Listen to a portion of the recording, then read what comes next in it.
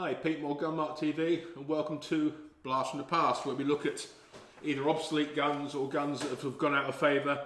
And here we have something from Browning, the BL.22 Browning lever action 2.2 rimfire.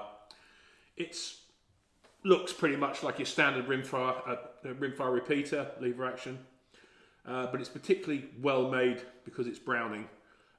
Nice walnut, varnished, blued steel.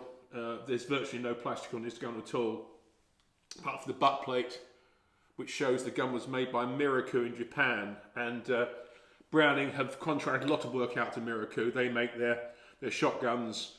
I've had rifles from them that have been made in Japan, and the quality is the same as you expect from a Belgian-made gun. It's as simple as that. But this is my one.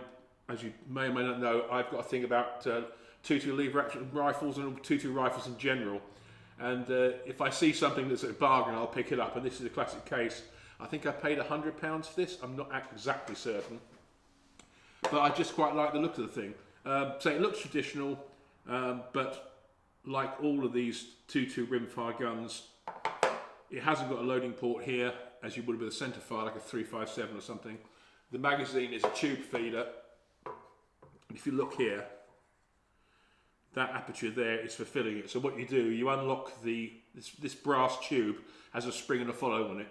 So what you do, you unlock that, drop the rounds in there. I think this takes 15 or 16. Then push back in and it locks. And then you just operate the gun. What is unusual about this is that the lever has quite a short throw. Usually even on the 2.2 long rifle guns, the lever throws a little bit more. And somehow Browning have managed to get this down and probably got a gear mechanism inside. So as you can see, it's a very short throw. It comes with iron sights as standard. There's a flip up blade at the rear. At the front, there's a fixed blade with in a dovetail, so you can knock it left and right for zeroing. But the rear of the gun on the receiver has 11mm dovetail, and I just picked up a 6x40 scope and put it in there. I'd like something a little bit lower power, Premier 4 power, but I'll have a look around. But I just like it because it's sweet, it's neat, and it just fits in my collection very well. Okay, so let's look at it, how we load it. Let's get some ammo out here. The interesting thing about this is that because it's a tube magazine feed, unlike, should we say, a box mag gun, that say in 2.2 LR, it can't accept anything else. It can't take 2.2 short, 2.2 longs. It has to take 2.2 long rifle. With the tube magazine gun, you can put in what you like. You can mix up one short, one long rifle, however you want to do it, because you have like a constant feed. The ammunition is pushed backwards and lifted up into the face of the bolt, and these guns will shoot with a mix of ammunition. I mean, if you wanted something very low powered like 2.2 short, you could fill it up with shorts for things. It's just that sort of rifle.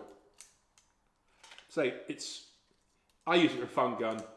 I haven't shot anything with it apart from paper and things like that. So the rounds go in there like so, locks in. Nice thing here is that Browning have gone over the top on the catch. Most of these tube magazine rifles with a pull-out follower, they have like a bayonet lug system, which is a bit crappy. Browning have got this, it's an actual catch, and have expanded the head of the magazine tube. So all you do, there's none of this twisting and pulling, you just push it in, press the button, out it comes. But that is pretty much it. So load up and fire and have some fun.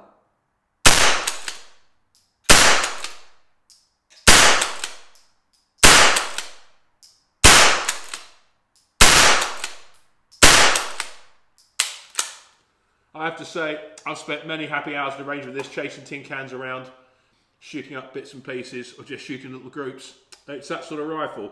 I believe that the BL.22s are quite expensive for what they are, because they're a Browning product and exceptionally well made.